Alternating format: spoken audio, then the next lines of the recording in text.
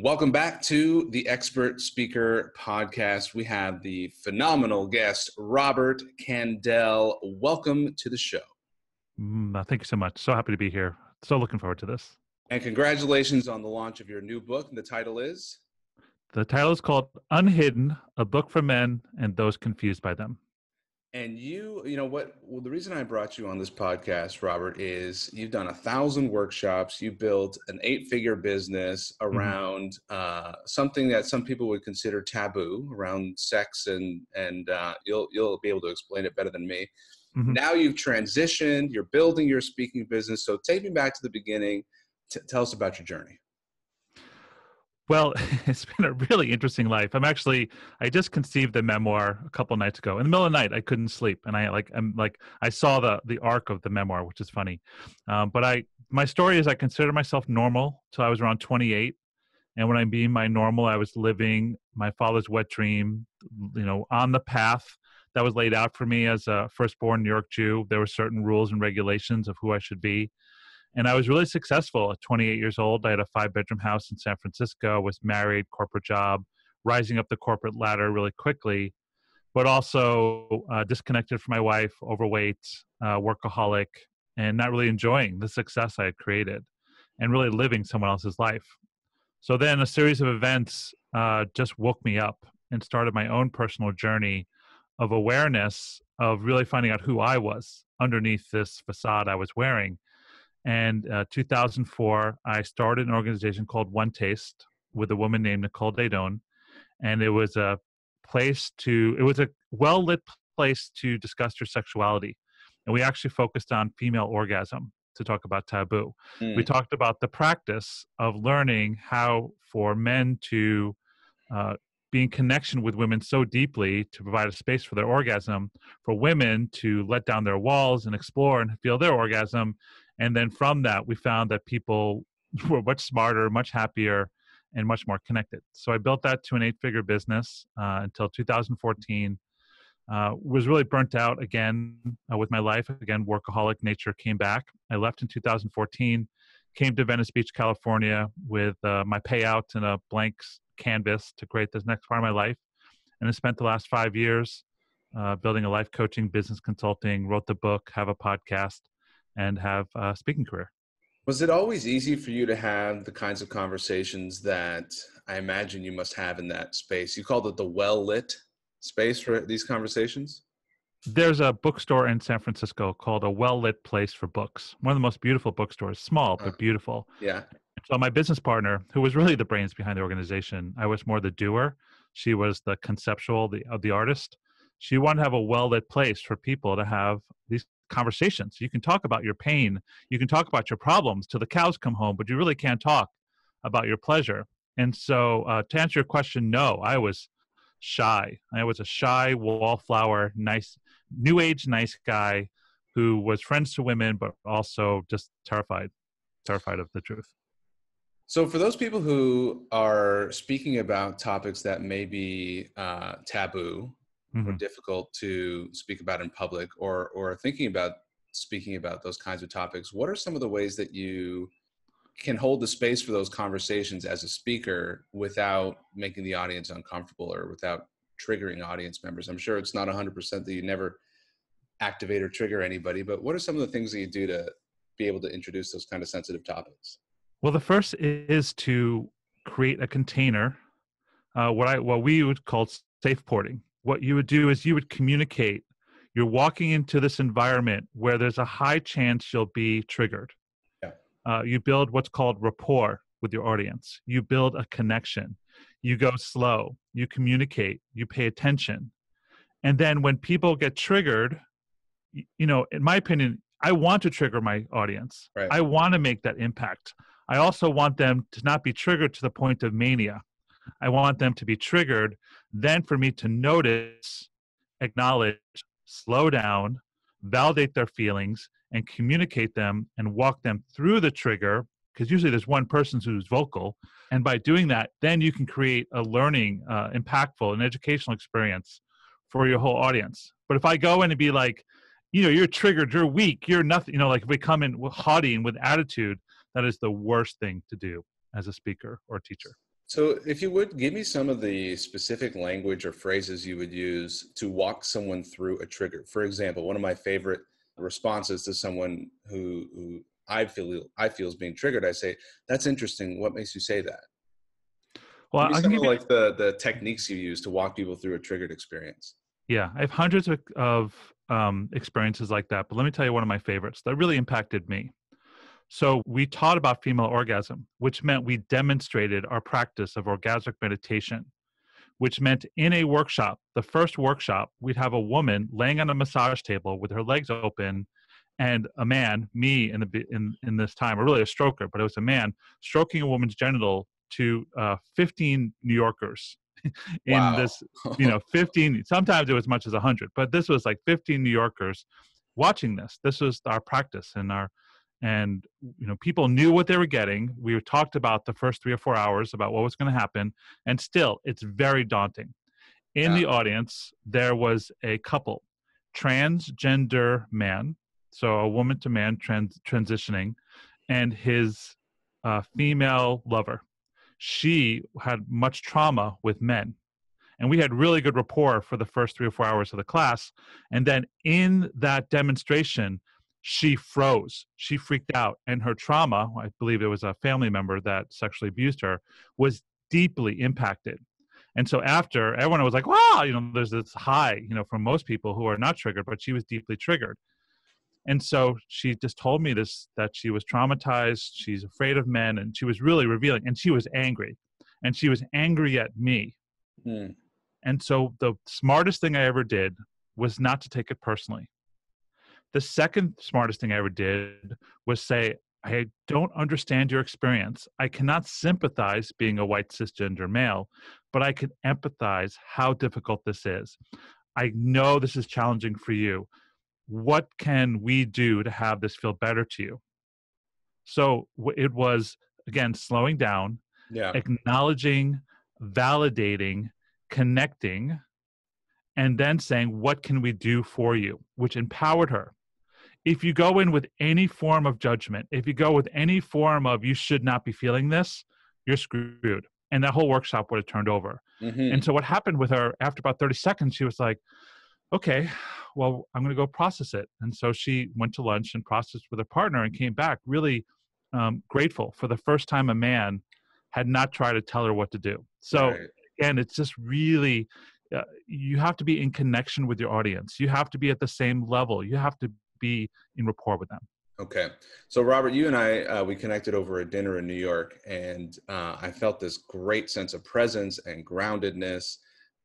And what I'm gathering is you've mastered this to the extent where one of your audience members may be quite vocally upset with you, Yep. and you're human too. So you probably have some feelings, and you probably get triggered in your own workshop. What are Hmm. some of the practices, or how have you cultivated the mindfulness to be able to allow people to have their experience and still stay present to guide them through as a facilitator? The most important practice I've cultivated was the sense of self-esteem, Mm. also known as self-validation. So we live in a society of external validation. Men especially are external validation junkies. We're looking externally to prove that we're doing life right. We're doing work right. We're doing love right. We're doing the lecture right. So if I'm in my audience thinking, are they having a good time? Are they having a good time? Are they having a good time? Am I doing Yep. this right? Do they Yep. like me? Do they like me? Well, guess what? The locus of my attention is not internally, it's externally. And then one facial gesture from someone who might be thinking about their wife leaving them, Right. which I can read as, oh, they don't like the lecture, then I'm screwed. Yep. So the practice of self-esteem, of self-validation, first and foremost, is the most important thing to build presence, awareness, and connection, to be a good lecturer, but also to be a good friend, a good Yep. teacher, a Yep. good lover, because I know I'm going to make 1,000 mistakes in my life, but I'm doing this the best I can. And from that self-esteem place, there's so much power and there's so much presence. I think this is such an area of mastery that you've achieved just from observing you, Robert. And I'm curious. So, building self-esteem, how are you doing that? Are you looking in the mirror right in your eye and saying, you're awesome? Or are you like writing 100 things I love about myself on a journal once a day? Or what do you do? This is a big part of my book, actually. So there's exercises in the book specifically around this. So the first thing is this concept that I'm a good man. So we used to do exercise at One Taste with a men's program where I would stand in front of a student. Let's call him Paul. Paul, you are a good man. Yes, Robert, I am a good man. And I'd be like, well, I don't believe you. Like, I don't like your voice was sort of, there's a lilt at the end, like, Paul, you are a good man. I am a good man. Like, oh, it's a little robotic. You're just trying to look, And so it really comes down to building practices that have you're a good person or whatever gender you identify with. And to me, self-esteem is built upon estimable acts that you deem estimable, which is very customizable to you. So, for example, me going to the gym 3 or 4 times a week and working out builds my self-esteem. When I don't go, it's like a bank account. It's like I have a negative balance. Me being authentic with my wife and telling her the truth, self-esteem. Being in integrity with my clients, self-esteem. Me watching porn, though I've stopped, watching porn in the past, a huge deduction in my self-esteem. So just know, and so things you deem will build your self-esteem, do them, and avoid the things that take away from your self-esteem, and then just watch your self-empowerment grow. Very good. Okay, cool. Really happy we were able to kind of dive into those areas that I consider your mastery. Tell me again the title of your book. It's called Unhidden, a book for men and those confused by them. Unhidden. And we'd find it on Amazon? Yes, it's on Amazon. You can search my last name, Kandell, or Unhidden. Are you doing an audiobook? I am doing an audiobook. It actually be released. I uploaded it to ACX, I think they call it, and it should be available by the time this airs. Did you record it right on that same microphone you're on now? No. I actually went to a studio, had a sound engineer, Good for you. Invested in it. But I love it. It's so much fun. It's because I get to put my personality in it. It's super fun. Oh, that's awesome. Cool. All right, let's talk about the business. So 8-figure business. So for those of you, 8 figures is 10 million and more. 13 million in 2015. Now, is that this workshop business the well-lit place for conversations about sex? Yes. Okay, so tell me about the numbers. How do you get to 13 million? Who's paying what? Well, it was a long evolution. So the first thing about the 8 million business was it started off in 2004 and it was in the red. It didn't make money for the first 8 years. Jeez. So 8 long years of building the brand. Wow. Then, so by year 11, so we made a profit in year 9 and we doubled in 10, we tripled in 11. It just zoomed up. The money came from a mix 1-day sessions for like $200 up to a 10-day intensive, which I believe was 36,000, and the whole spectrum of classes in between. We had coaching programs, which were 10 to 12,000 for a 10-month program. We had sexuality weeks called Mastery, I think was 4,000 or 5,000. So there really was the spectrum of available workshops. What do you think is the key to getting someone to make a $36,000 investment for a 10-day program? The main thing we had was my business partner. Just for the record, I left before these happened. So in 2014, right before I left, we were enrolling for it. So I don't know exactly what happened in these intensives, but the results I heard from people was pretty epic because it was a deep dive into your soul. And it was based on 10 days of intense practice. It was really led by the founder, Nicole, who was an incredible teacher, an incredible site. And so I don't know what happened in those programs, but a lot of people did them and a lot of people loved them. Cool. So really life transforming outcomes. Yes. And they were for, the hot, obviously, Joe Citizen is not going to be paying $36,000 for 10 days. Yeah. We had tapped into a higher demographic who obviously found value in it. So yeah, it's good for the company. Out of all the years of running your business, what did you find was the most effective marketing strategy? Oh God. The truest form of marketing is word of mouth. Mm-hmm. And I mean this by building followers and fans. I read a book called Monster Loyalty. It's a book about how Lady Gaga, I don't know what your opinion of Lady Gaga is. I'm a huge fan of Lady Gaga. But Also, how big fan. she built a huge following based on being connectable and being connected to her fans. And the book came up with a theory that everything she does is based on her top 1,000 fans.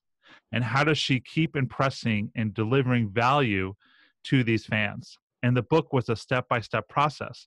And I think that was really the way One Taste succeeded, was that we found our core, even 1,000 people, that we just delivered new content. We listened, we improved, we made a lot of mistakes, and then we adjusted. So the point is, like, if you want to build a business, you think, I'm just going to do Facebook ads and shoot out into the world like a shotgun. I'm not a big fan of that. I'm saying build your top 20 fans, find out what they want, deliver to them. Then they'll tell 10 people. Then they'll tell 10 people. Okay. That's the way you magnify, as you get to that specific audience member, your avatar, and deliver top quality value. Cool. So now you are on your own. You've got a new book, and I see from your background, Tuff Love. What's the brand Tuff Love? Tuff Love is my podcast. Okay. I started that in 2015. And again, just like luckily with my own business, I was in the black pretty immediately because I had very low expenses. Good. But I've spent the last 4.5 years building my own brand. The first thing I want to say about building your own brand is you have to get over the fear of building your own brand, because at One Taste, I was exceptional at being the man behind the curtain.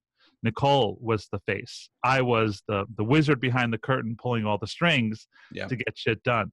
So the first thing I really encountered was my own fear of being in front of the counter, which is, for a speaker, like, I've always been able to speak, but I've been always difficult to sell from the stage, from promoting myself. There's been like a, oh shucks sort of mentality inside of me I've had to work on. Yep. So that's been the struggle. So Tuff Love was a podcast I came up with after being frustrated at the challenging of running workshops. And I said, I still have things to say. I just want to build workshops. I'll just build a podcast. So my house in Venice, hardwood floors, no microphone, October 2015, really crappy sound. And I just started, I started off with a 6-week commitment, and it just hasn't stopped after 3.5 years.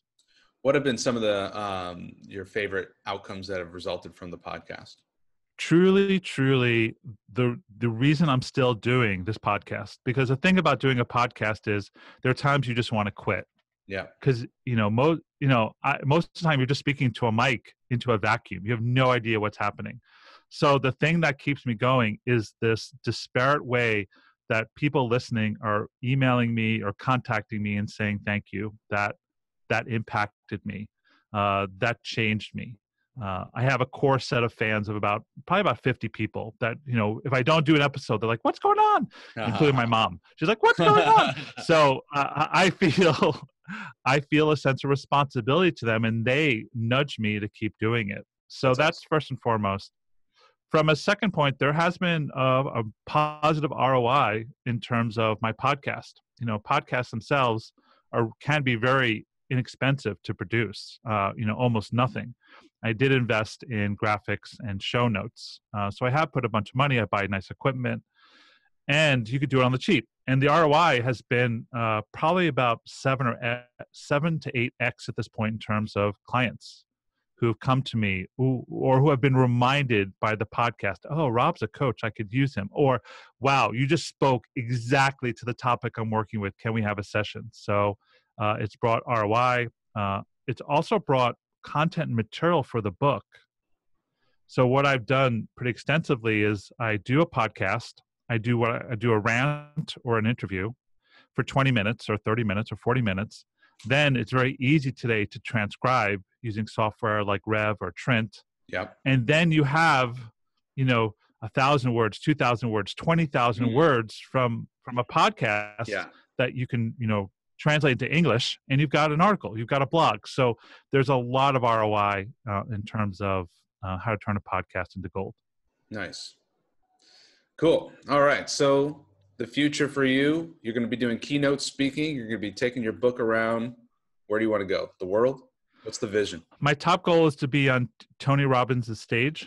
Yes. You know, I have my like 7 levels I want to get to. I'm such a geek, but I have on my whiteboard, I have 7 levels I want to get to. And being on Tony Robbins' stage is at the top of the pyramid, just because I've done, workshops with him or seminars with him and been so deeply impacted.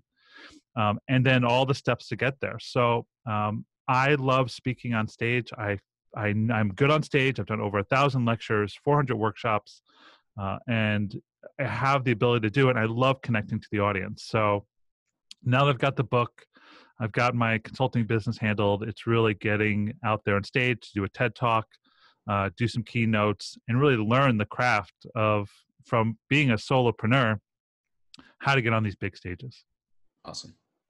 All right. Last piece of advice, last question for someone starting in the speaking business or maybe feeling like they need to get to the next level in the speaking business. What's your best advice to a speaker?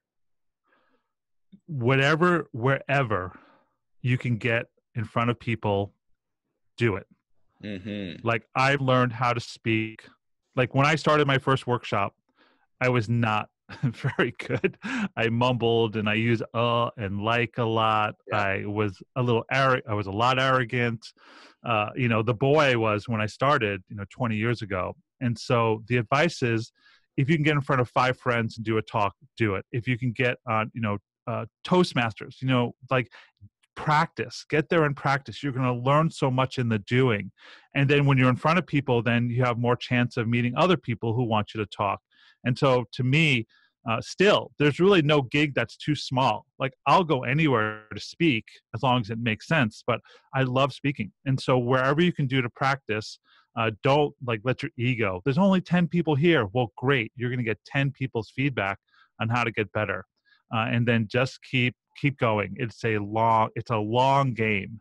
Don't depend on it to pay your bills. Other ways to build your foundation, but just keep going. That's my advice.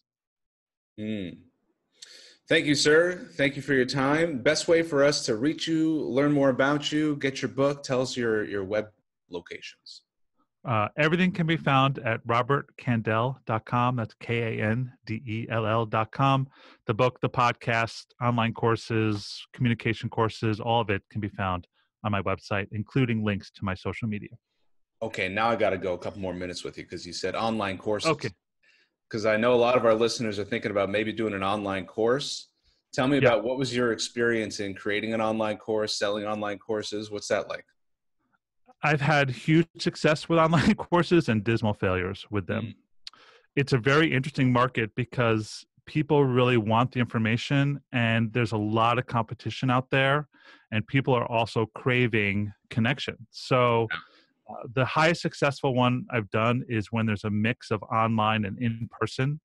I did a men's program with 2 other teachers called the Razor's Edge, which I believe was 10 weeks online, including an in-person workshop. And boy, that was amazing because we had 6 weeks of prep. Maybe it was 8 weeks. It was 10 weeks. It was 6 weeks of prep and getting to know each other. Then this intense weekend. And then the downside was amazing. So highly recommend if you can do an in-person component, that's advantage. And until you can, just go out there and do it free. Like, I have a 6-week free business mastermind that I'm doing with a friend. And it's still amazing. There'll still be ROI. I can feel it. So whatever you can do, keep it simple, do it well. You're going to make mistakes and then keep going. Yeah. Awesome. Thank you again. Robert Kandell, KANDELL.com. And thank you, listeners, for listening to another episode of the Expert Speaker Podcast. We'll see you in the next episode. Thank you for listening to the Expert Speaker Podcast. Be sure to hit the subscribe button and leave us a rating so that more people can discover the Expert Speaker Podcast and so more people can be empowered to share their message. Be sure to go to www.expertspeaker.com and take the masterclass to learn how to grow your business and make money speaking. It's totally free and will change your business. If you're ready to work with Expert Speaker, you can apply. Just go to expertspeaker.com/apply, and someone from our team will be in touch with you to help you grow your business with public speaking. That's expertspeaker.com/apply. We'll see you in the next episode.